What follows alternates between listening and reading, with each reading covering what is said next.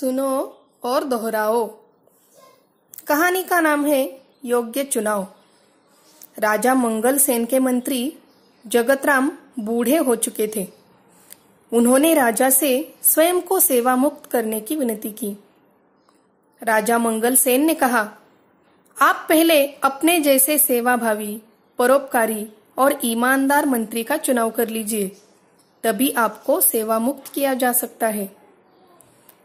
जगतराम ने आदेश दिया, राज्य में ढिंडोरा पिटवा दो कि राज्य के नए मंत्री का चयन अगले गुरुवार को किया जाएगा।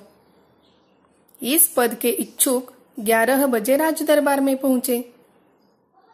हरकारे गांव गांव ढिंडोरा पीटने लगे। चयन वाले दिन राज दरबार की ओर जाने वाले मार्ग पर सुबह से ही नवयुवकों की भीड़ लग गई थी।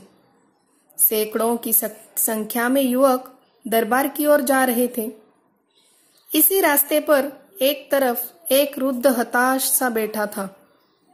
उसकी बैलगाड़ी का एक पहिया रास्ते के किनारे कीचड़ में फंस गया था। वृद्ध ने कई बार पहिया कीचड़ से निकालने की कोशिश की, पर असफल रहा।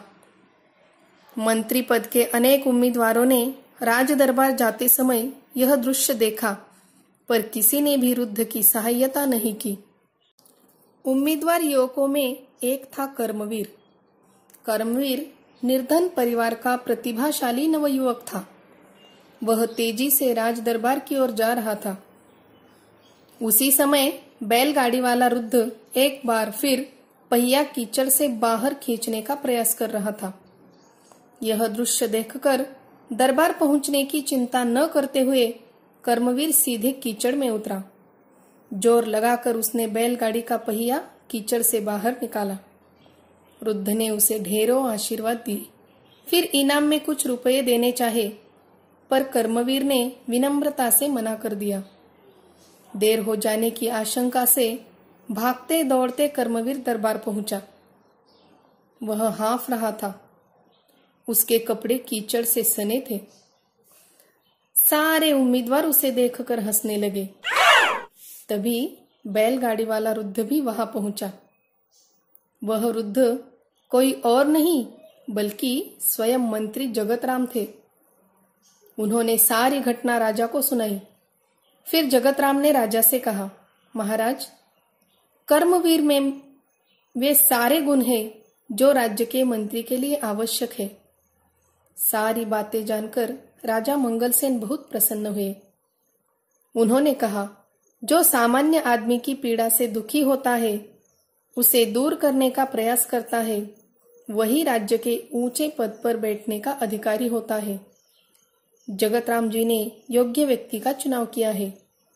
आज से कर्मवीर राज्य के नए मंत्री होंगे। बच्चों, आपको इस कहानी से यह समझ में आ ही गया होगा कि दरबार में जाने वाले बहुत सारे युवक थे, लेकिन उन्होंने वृद्ध की सहायता नहीं की।